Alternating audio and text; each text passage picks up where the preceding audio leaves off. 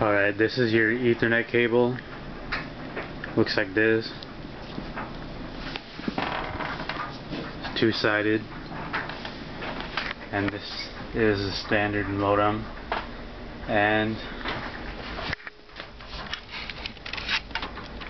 those are the ports in the back of them right there. So what I'm going to do is take it, plug it in,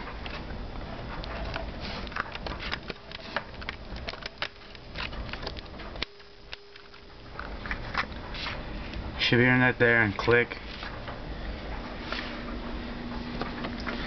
and the other end you put into your PS2 or PS3, but right now my 360 is hooked up right into the end right there.